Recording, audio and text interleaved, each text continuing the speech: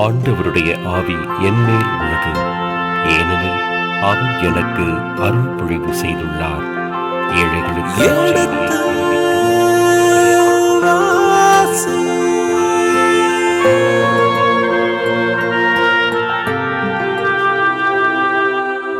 எடுத்து வாசி.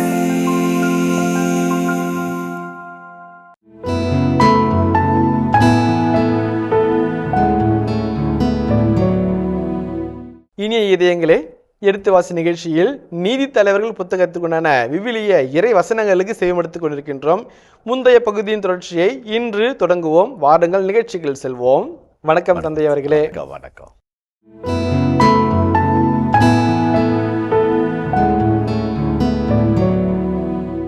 இப்போ இன்னொரு வசனம் சொல்லுது, பென்யமீன் மக்களுள் 18,000 பேர் மடிந்தனர். இவர்கள் அனைவரும் ஆற்றல் மிகு விழுந்தனர். ஏனையோர் பாலை நிலம் நோக்கி ரிம்மோன் பாறைக்கு ஓடி வந்தனர். இஸ்ராயல் பெஞ்சமின் மக்களுள் 5,000 பேரை நெடுஞ்சாலைகளில் கொன்றனர். தொடர்ந்து கிதாம் வரை தொடர்ச்சி சென்று அவர்களில் 2,000 பேரை கொன்றனர். இதெல்லாம் 46ஆம் வசனம். அந்நாளில் பெஞ்சமின் மக்களில் மடிந்தோரின் எண்ணிக்கை மொத்தம் 25,000. இவர்கள் அனைவரும் ஆற்றல் மிக்க வாளிந்திய வீரர்கள். எஞ்சியிருந்த 600 பேர் பாலினை நோக்கி திரும்பி ரிம்மோன் பறைக்கு தப்பியோடி அங்கே 4 மாதங்கள் வாழ்ந்தனர். இஸ்ராயல் மக்கள் பெஞ்சமின் மக்களை திரும்பி நகரில் கண்ட அனைவரையும் கால்நடைகளும் வாழுக்கிரையாக்கினார்கள். தாங்கள் கண்ட நகர்கள் அனைத்தையும் நெருப்பில் அரித்தார்கள். இது இந்த காட்சி சார் நானே படிச்சுட்டு மன்னிச்சுங்க. இப்போ எதுக்கு சொல்ல வரேன்னாக்க, அந்த ஹோலி வார், புனித போர், அந்த உடன்படிக்கையின் வேலையை தாங்கி கொண்டு யோசுவா தலைமையிலே ஆண்டவரின் சேனை புறப்பட்டு சென்று மாபெரும் வெற்றியை குவித்ததை அந்த காட்சி அப்படியே நிறைப்படுத்துகிறார். இப்போ 3 சின்ன சின்ன கருத்துக்கள் சொல்ல ஆசைப்பட்றேன். 20ஆம் அதிகாரத்தில் 48ஆம் வசனம் வரைக்கும் வந்துட்டேன். 3 சின்ன சின்ன கருத்துக்களை சொல்ல ஆசைப்பட்றேன். சொல்லி இந்த பகுதியை நம்ம நிறைவு செய்வோம். அதாவது இந்த 20ஆம் அதிகாரத்திற்கும் யோசுவாவுடைய முதல் அதிகாரத்திற்கும் பல ஒற்றுமைகள் இருக்கிறது. ரொம்ப அழகான ஒற்றுமை இருக்குது. அங்கேயும் இதே போன்ற ஒரு வல்லமையான, யோசுவாவின் முதல் அதிகாரத்தில் அழகான ஒரு வல்லமையுள்ள ஒரு ஆண்டோடைய சேனை ஆண்டோடைய பெயரால் உடன்படிக்கையை தாங்கி போருக்கு புறப்பட்டுக்கிற ஒரு காட்சி. இங்கேயும் அது ஒரு காட்சி. அதை போலவே யோசுவா எப்படி படை வழிநடத்தினாரோ அதை போன்ற ஒரு வழிநடத்தலையும், யோசுவா எப்படிப்பட்ட போர் தந்திரங்களை கையாண்டு வாக்களிப்பு நாட்டை ஆண்டோருக்கு உரிமையாக்கி கொடுத்தாரோ அதே போன்ற ஒரு வழிநடத்தலையும் இந்த பகுதியில் பார்க்குறோம். 3வது, உடன்படிக்கை அங்கேயும் இருக்குது இங்கேயும் இருக்குது. அழகான ஒரு காட்சி. 4வது, வெற்றி என்பது ஆண்டால் வந்தது என்ற கருத்தையும் அடிக்கொண்டுட்டு காட்டுகிறார். இது எல்லாமே யோசுவா 1க்கும் இந்த பகுதிக்கும் அழகமான பொருத்தமான பகுதியாக, பொருத்தமான காட்சிகளாக இருக்கிறதை காண்கிறோம். இது முதல் கருத்து. 2வது, இந்த நீதித்தலைவர்கள் நூலில் எந்த பகுதியிலும் காண கிடக்க இயலாதவாறு இறைவனை பற்றிய செய்திகளை அவ்வளவு அழகாய் வலிமை மிக்க, நீதிக்காக போராடுகிற, உண்மையின் பக்கம் சார்ந்து நிற்கிற, மக்களை உறுதிப்படுத்துகிற ஒரு இறைவனை ஆசைப்படம் பிடித்து காட்டுகிறார். இந்த 20ஆம் அதிகாரத்தில் மீண்டும் யாவேயிசம், யாவை இறைவன் பற்றிய பற்றுறுதி, யாவை இறைவனுடைய செயல் திட்டம், யாவை இறைவனுடைய வழிநடத்தலை மக்கள் மீண்டும் உணர்கிறார்கள். புதிய வாழ்வு, புதிய எழுச்சி, புதிய எண்ணத்தோடு அந்த பகுதி நிறைவு பெறுகிறது. ரொம்ப அழகான ஒரு காட்சி இந்த பகுதியில் நம்ம காண்கிறோம். அதே போல் பார்க்கும்போது ஹெரம் என்று சொல்லுகிற புனித போர், உடன்படிக்கையை தாங்கி நடக்கிற போரினுடைய அத்தனை காட்சிகளும் இந்த 20ஆம் அதிகாரம் தாங்கி இருக்கிறது. இந்த 3 கருத்துக்களையும் பொதுவாக நம்ம சொன்னோம். இப்போ ஒரு சில கேள்வி பதில்களை நம்ம கேட்குறோம். இதாவதுக்கு இப்போ நீங்கள் அன்றைக்கே ஒரு தடவை கேள்வி கேட்டீங்க, ஃபாதர் இந்த ஃபஸ்ட்டு தடவையே போரில் ஜெயிச்சிருக்கலாம் இல்லை, 2வது தடவையாவது ஜெயிச்சிருக்கலாம் இல்லை, 3வது தடவை வரைக்கும் ஏன் வெயிட் பண்ணோம் என்ற ஒரு கேள்வி கேட்டீங்க. அந்த ஒரு கேள்விக்கான விடையை நம்ம இப்போ பார்ப்போம். உதாரணத்திற்கு, முதல் நாள் போரிலே தோற்றார்கள், 2ஆம் போரிலே தோற்றார்கள், இறைவன்பாக வந்தார்கள், போய் என்று சொன்னார், போனார்கள். அப்போ 3வது முறை அவர் சொல்லும்போது அவர்கள் முழுமையான தயாரிப்பு, முழுமையான இறைவனை நாடுதல், முழுமையான இறையை நம்பிக்கை கொண்டிருத்தல், முழுமையாக இறை பிரசனத்திற்காக காத்திருத்தல், எரி பலிகளையும் சமாதான பலிகளையும் நிறைவேற்றி இறைவனை அழைத்து அருளுக்காக மன்றாடி தக்க முறையில் தயாரித்து அதோடு கூட நல்ல மதியுகத்தோடு வியூகம் வகுத்து போருக்கு புறப்பட்டு செல்கிறார்கள். அதான் ஒரு அழகான அராபிய பழமொழி ஒன்று இருக்கிறது. உழைக்கும்போது உன் உழைப்பால் மட்டுமே சாதிக்க முடியும் என்ற அளவிற்கு உழை. ஜெபிக்கும் போது ஜெபத்தால் மட்டுமே இது சாத்தியமாகும் என்ற மனநிலையோடு ஜெபி என்று அந்த பழமொழி சொல்கிறது. மிக அழகானது. கடின உழைப்பும் இறை நம்பிக்கையும் ஒன்றாய் சேரும்போது அது வெற்றி கூட்டணி. அது வெற்றி கூட்டணி. அந்த கூட்டணி வெல்வதற்கு யாராலும் முடியாது. கடின உழைப்பு, இறை நம்பிக்கை, ரெண்டும் சரிசமமாக இருக்கணும். இதில் இறை நம்பிக்கை மட்டும் வச்சு நம்ம எதையும் செய்யாமல் இருந்தோம்னாக்க நம்ம செயலிலிருந்து விசுவாசமான மனிதர்களாக இருப்போம். அல்லது செயலில் மட்டும் நம்பிக்கை வச்சோம்னாக்க இறை நம்பிக்கை இல்லாத மனிதர்களாக மாறுவோம். செயல் ஊக்கமும் இறை நம்பிக்கையும் இருக்கும்போது வெற்றி நமது வசமாகும். அதுதான் அழகான செய்தியை இந்த 3 செக்மெண்ட்டில் 3 பிரிவுகளில் ஆசிரியர் விளக்கி சொல்கிறார். இதை நம்ம புரிஞ்சுக்கணும். முதல் காரியம். இரண்டாவது என்பது மிக அழகான காட்சி. இறைவனுடைய வழிநடத்தலை இந்த 20ஆம் அதிகாரம் அழகாக சுட்டி காட்டுகிறது. ஏன்னாக்க 17ஆம் அதிகாரத்தில் ஆரம்பித்த இந்த இறை வறட்சி இல்லைங்களா, ஒரு டெசர்ட் எக்ஸ்பீரியன்ஸு 17ஆம் அதிகாரத்தில் லேவியருடைய கதையோடு இந்த கதை ஆரம்பிக்குது. 17, 18, 19 எப்ராயிம் மலைநாடு, யூதாவினுடைய கிபேயா பகுதிகள், அதே மாதிரி பாலைவனம், எல்லா இடத்துல சுற்றி அடைந்து திரிந்து அந்த 20ஆம் அதிகாரங்களிலே ஒரு நீரோடையை போல இறை பிரசன்னத்தை மக்கள் காணுகிறார்கள். இறைவனுடைய வல்லமையோடு மட்டுமே வெல்ல முடியும் என்பதை அவர்கள் புரிந்து கொள்கிறார்கள். அங்கே யோசுவா, இங்கே பெனகாசு, அங்கே உடன்படிக்கையின் பேழை, இங்கே இறை பிரசன்னத்தினுடைய பேழை. இதுதான் அந்த காட்சி. ரொம்ப அழகான ஒரு காட்சி. அந்த இறை வறட்சி என்பது இறைவன் இல்லாத நிலையை நம் வாழ்க்கையில் சந்திப்பது. வெற்றியின் வழியாக மாறாது என்பதை நாம் உறுதிப்படுத்திக் கொள்ள நம்ம அழைக்கப்படுகிறோம். இறைவன் என்னோடு இருக்கும்போது எதையும் செய்யனால் முடியும் என்பது பின்னாளுடைய ஏசாயா 7:14 சொல்லப்படுகிற செய்தி. அதற்கு ஒரு முத்தாய்ப்பான செய்தியாக நீங்களும் இறைவனும் என்று அழகாய் ஒரு காட்சி சொல்லப்படுகிறது. மகேந்தர் சிங் தோனியை பார்த்து பத்திரிகையாளர்கள் கேட்டார்கள், உங்களுடைய தலைமைத்துவத்தில் தான் இந்திய அணி அதிக முறை பந்தயங்களையும் கோப்பைகளையும் வென்றிருக்கிறது. எப்படி இப்படிப்பட்ட ஒரு கிரிக்கெட் வெற்றியை இந்த நாட்டுக்கு பெற்றுத்தர முடிந்தது என்று மகிழ்ச்சியோடு கேட்டார்கள். அப்போ அவர் ஒரு நல்ல தலைமைத்துவம் மிகுந்த தலைவர். அழகாக சொல்கிறாரு, நான் தனி மனிதர்களை நம்பி வெற்றியை தோல்வியை நிர்ணயிப்பது கிடையாது. மாறாக ஒரு நல்ல கூட்டணி அமைப்பேன். நல்ல அணி, ஒரு அழகான ஓப்பனிங் பேட்ஸ்மேன், ஒரு அழகான மிடில் ஆர்டர், ஒரு அழகான டெய்ல் எண்டர், ஒரு அழகான அவுட் ஸ்விங்கர், ஒரு அழகான ஒரு இன் ஸ்விங்கரு, ஒரு அழகான ஆஃப் ஸ்பின்னரு, நல்ல ஒரு விக்கெட் கீப்பர், இதெல்லாம் சேர்த்துனாக்க ஒரு வெற்றி கூட்டணி அமைப்பேன். வெற்றி தானாக சேரும் அப்படிம்பார். ரொம்ப அழகான வார்த்தை. வாழ்க்கைக்கு அதுதான் பொருந்தும். இன்றைய வாழ்க்கையில் ஒரு வெற்றி கூட்டணி அமைச்சிக்கிட்டோம் அப்படின்னோம்னாக்க வெற்றி நம்மளை தொடர்ந்து வரும். அதான் இறைவன், இறை பக்தி, செயலூக்கம். இதுதான் ஒரு வெற்றி கூட்டணிக்கான வாய்ப்பாடு என்பதை இந்த 20ஆம் அதிகாரம் அடிக்கோடிட்டு சொல்லுகிறது. நம்ம ஜெயிக்கிறதுக்கு எப்படி வழி, எப்படிங்க ஜெயிக்கிறது, எத்தனை பேர் கேட்குறாங்க. இந்த 20ஆம் அதிகாரம் அழகான வழிவகையை சொல்லுது. வெற்றிக்கான வழி என்பது ஒன்று தான், வெற்றி கூட்டணி அமைத்துக் கொள்வது. நீங்கள், இறைவன், உங்கள் செயலூக்கம், இந்த 3 இணைஞ்சிச்சு அப்படின்னாக்க வெற்றியினுடைய இலக்கை எல்லளவும் சந்தேகப்படாமல் சாதிக்க முடியும் என்பதை இந்த பகுதி உறுதி செய்கிறது. இந்த 20ஆம் அதிகாரம் காட்டுகிற வாழ்விற்கான இன்னொரு அழகான வழியை நாம் தெரிந்து கொள்ள வேண்டும். தொடர்ந்து வரும் தோல்விகளினால் துவண்டு போகாதே, தொடர்ந்து போராடு, வாழ்க்கை உன் வசமாகும் என்ற அழகான செய்தியை இந்த பகுதி நமக்கு சுட்டி காட்டுகிறது. முதல் நாள் போருக்கு போனார்கள், 20,000 பேர் மாண்டு போனார்கள், தோல்வி முகத்தோடு திரும்பி வந்தார்கள். 2ஆம் நாள் போருக்கு போனார்கள், 18,000 பேர் மடிந்து போனார்கள். இவர்கள் தோல்வியில் துவண்டு போனார்கள். ஆனால் அவர்கள் விட்டுவிடவில்லை. 3ஆம் நாள் புறப்பட்டு போனார்கள். ஆண்டவனை கூவி அடைத்தார்கள், ஜெபித்தார்கள், இறை உதவியை நாடினார்கள், நல்ல தலைவனை தங்களுக்காக தேர்ந்து கொண்டார்கள். வெற்றியின் வியூகத்திலே தங்களை உட்படுத்தினார்கள். வெற்றிகள் வசமாய் வந்தது. சில சமயத்தில் இன்றைய இளைஞர்களுக்கும் இளம்பெண்களுக்கும் சொல்லக்கூடிய மிக முக்கியமான செய்தி என்னவென்றால், சின்ன சின்ன தடைகள், சின்ன சின்ன சங்கடங்கள், சின்ன சின்ன தோல்விகள் இவளை கண்டு நிலை கொழிந்து போகிறார்கள், உள்ளம் உடைந்து போகிறார்கள், இதயம் நொறுங்கி போகிறார்கள். வாழ்க்கையே இழந்து போனது போல, வாழ்க்கையே தொலைந்து போனது போல அவர்கள் தடுமாறிக்கொண்டிருக்கிற ஒரு காட்சியை பார்க்கிறோம். இந்த 20ஆம் அதிகாரம் அழகான ஒரு காட்சி. சின்ன சின்ன தடைகள், சின்ன சின்ன தோல்விகள், இவை நம்மை உரம் பெற செய்ய வேண்டும், மீண்டும் எழச் செய்ய வைக்க வேண்டும். தாமஸ் ஆல்வா எடிசன் கிட்டத்தட்ட 67 முறை மின்சார பல்பை எரிய வைக்க முயற்சி எடுத்தார். 67 முறையும் தோற்று போனார். 68வது முறை அவர் முயற்சி செய்த போது வெற்றி கண்டார். இந்த 67 முறையை தோற்று போனீங்களே, 68வது ஃபஸ்ட்டே செஞ்சீங்கன்னா இவ்வளோ கால விரையுமோ நேர விரையுமோ பொருள் விரையும் இல்லாமல் போயிருக்குமேன்னு சொன்னாங்க. அப்போ அவர் சொன்னார், 67 முறை எப்படி எரிய வைக்கக்கூடாது என்றும் 68வது முறை எப்படி எரிய வைக்க வேண்டும் என்று கற்றுக்கொண்டேன். அந்த 67 முறை இல்லைனாக்க இந்த 68வது நிலை வந்திருக்காது என்று சொன்னார். அதுதான் வாழ்க்கை. சின்ன சின்ன தோல்விகள் நமது படிக்கட்டுகள். நம் படிக்கட்டுகளை நாம் பயன்படுத்தி வெற்றிப்படியை நோக்கி முன்னேறி செல்ல நம்முடைய தோல்விகளும் தடைகளும் நம்முடைய சவால்களும் உருகொடுக்க வேண்டும், உரம்பெடுக்க வேண்டும். அதான் ரொம்ப அழகாக சொல்லுவாங்க. சுண்ட காய்ச்சப்படாவிட்டால் பால் சுவைப்பது கிடையாது. நெருப்பில் இடாப்படாவிட்டால் நகையாய் தங்கம் ஜொலிக்க முடியாது, அரைக்கப்படாவிட்டால் சந்தனம் மணப்பது கிடையாது. அதை போலவே வாழ்வும் தோல்வி என்ற உழைக்களத்தில் நாம் புடப்படப்படாவிட்டால் வெற்றியினுடைய மாலை நம் மனதிலும் நம்முடைய வாழ்விலும் வந்து தங்காது. இந்த 20ஆம் அதிகாரம் சின்ன சின்ன தோல்விகளில் பாடங்களை கற்று வெற்றி நோக்கி நடக்க நமக்கு கற்றுத்தருகிறது என்பது இறுதியான பாடம். நன்றி தந்தை அவர்களே. நீங்கள் சொல்லியதை போன்று ஒரு மாபெரும் வறட்சி இப்பொழுது நாங்கள் நீரூற்றை கண்டிருக்கின்றோம். ஆண்டவரிடத்தில் மீண்டுமாக ஆண்டவர் அந்த எல் ஃபெடரேஷன், அந்த யாவே குழும உணர்வு, யாவே நான் முன்னின்று நடக்கிறேன் வாருங்கள், நீதியை நிலைநாட்டுவது என்றெல்லாம் எங்கேயோ கடவுள் பெயரை கேட்காமல் நெடுந்தூரம் பயணம் செய்து இப்பொழுது கேட்பது ஒரு அருவியை கண்டது போன்று இருக்கின்றது. உங்கள் வார்த்தையிலே நாங்கள் மகிழ்ந்தோம், எங்கள் இதயங்களை குளிர்வித்தீர்கள், மிகவும் நன்றி. இது நாள் வரை ஒரு வறட்சி இருந்தது, இறை வார்த்தை கிடைக்குமா என்ற வறட்சி இருந்தது.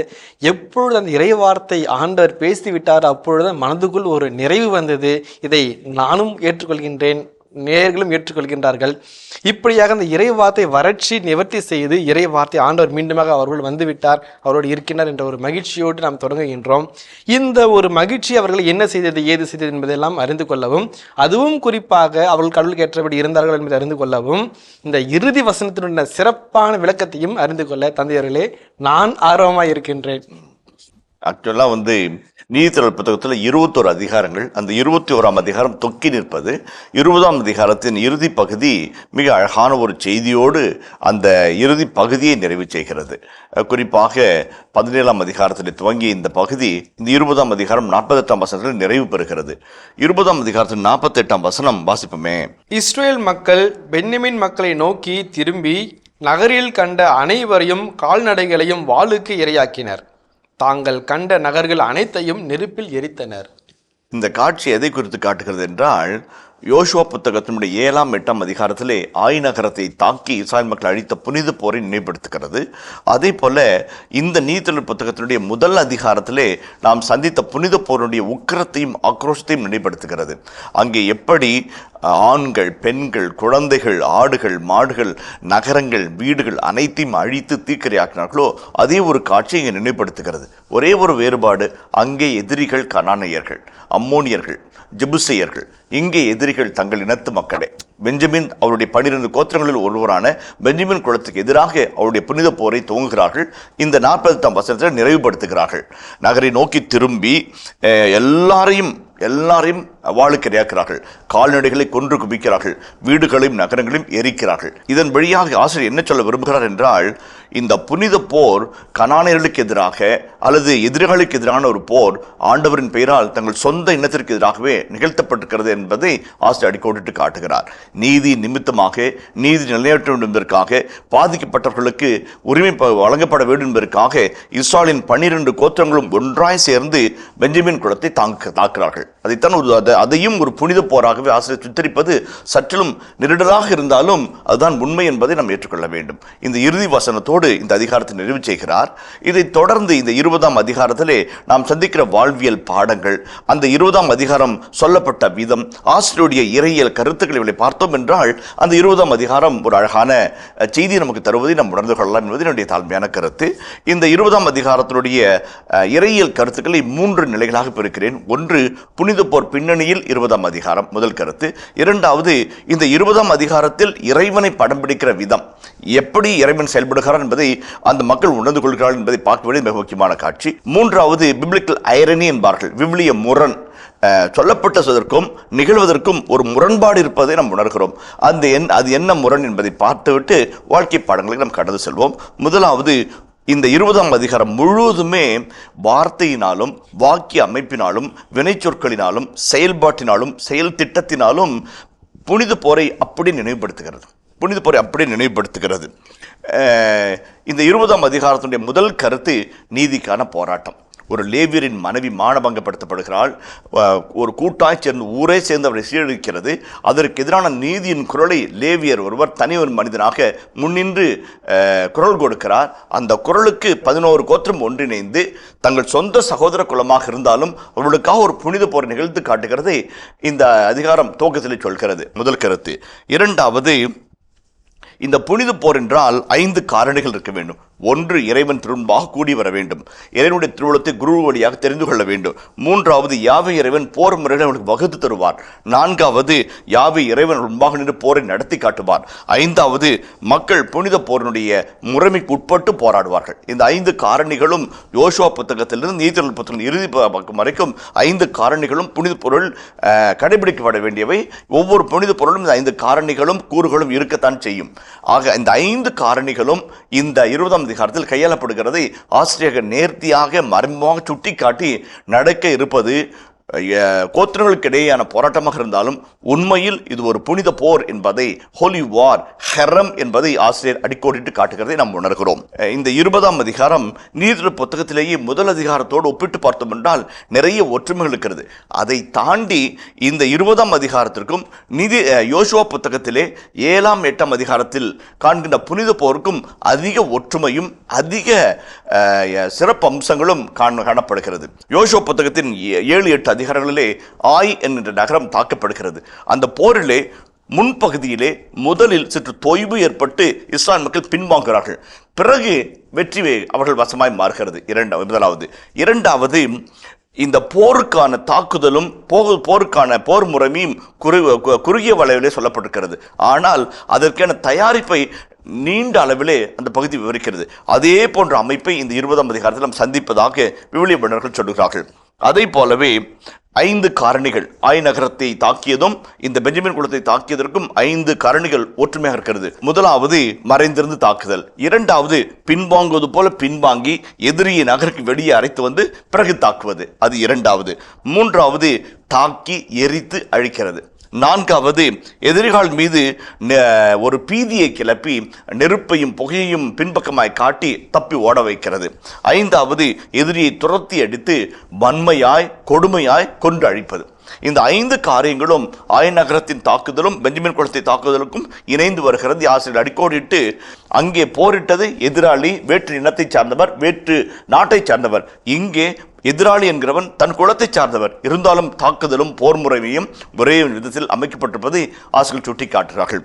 ஆக இந்த முதல் கருத்திலே புனித போர் நடைபெறுகிறது. அது எதிராளி கானானியராக இருக்கலாம் அல்லது தன் சொந்த குலமாக இருக்கலாம்.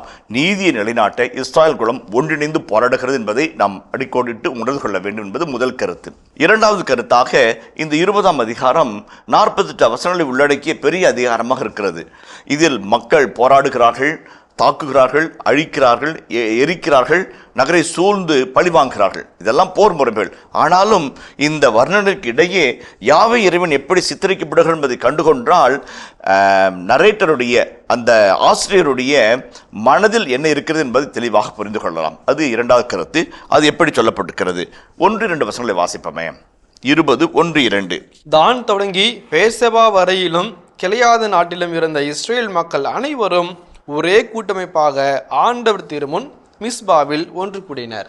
ஆண்டவர் திருமுன் மிஸ்பாவில் ஒரே மனதோடு கூடுகிறார்கள், தான் முதல் பேர்செபா வரைக்கும். இப்ப அமைதியா அந்த பிரசனம் ஆரம்பிக்குது. கடவுளுடைய பிரசனம் மிக அமைதியா, எளிமையா, இனிமையா ஆரம்பிக்குது. கூடுறாங்க, கடவுளுடைய பிரசனம் அங்கே இருக்குது.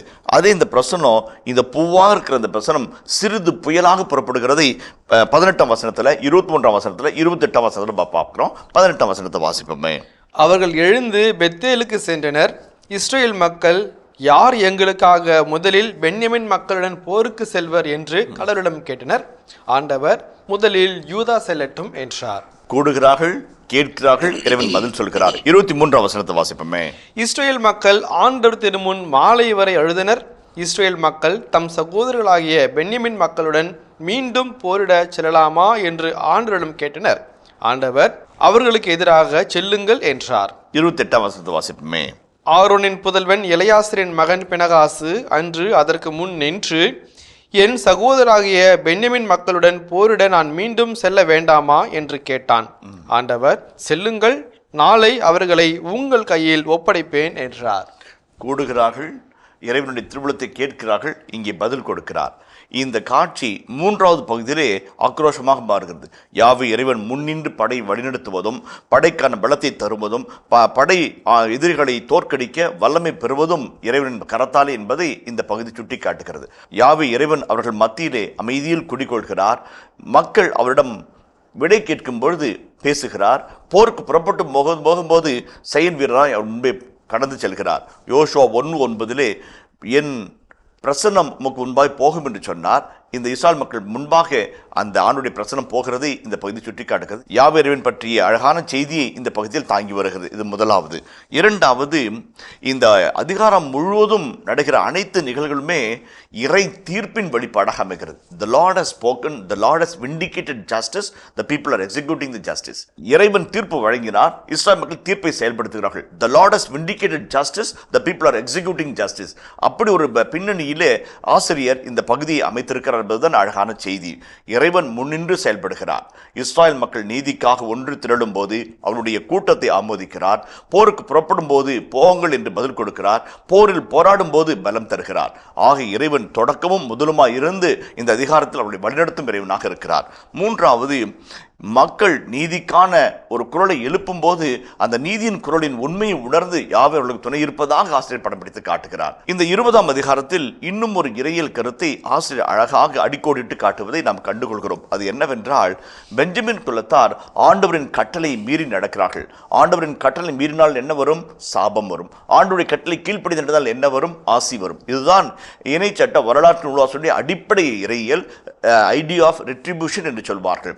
அந்த வகையில் கீழ்ப்படிதல் ஆசிரியரையும் கீழ்ப்படியாமை சாபத்தையும் கொண்டு வருகிறது. அதற்கு அழகான சான்றாக பெஞ்சமின் குலத்தார் இருப்பதை ஆசிரியர் முன்னிறுத்தி காட்டுகிறார்.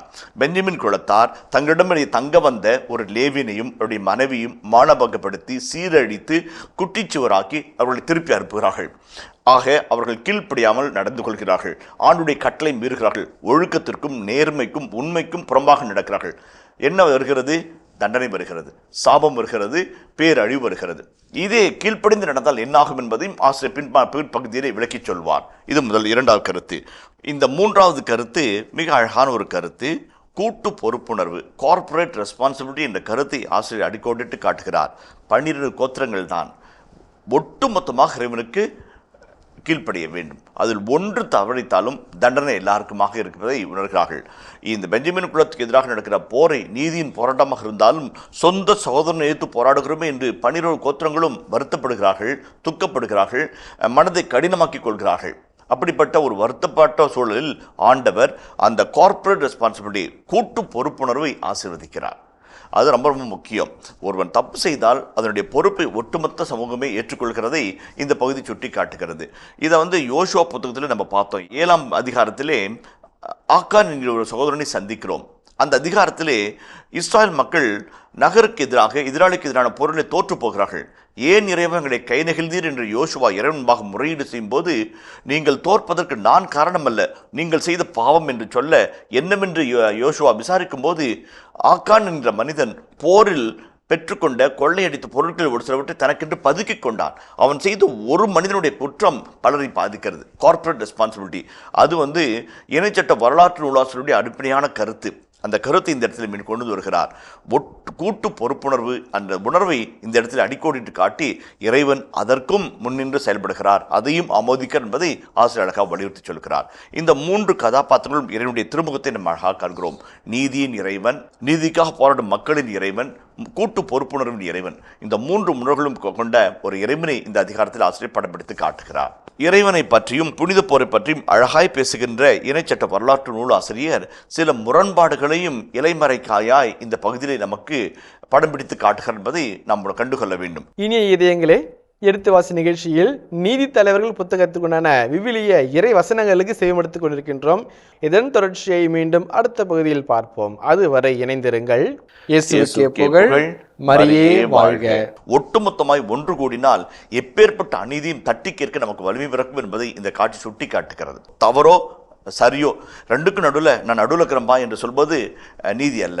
மாறாக எங்கே பாதிக்கப்பட்டிருக்கிறார்களோ அவர்களோடு சேர்ந்து போராடுவதுதான் உண்மையான நீதி என்று சொல்கிறார்.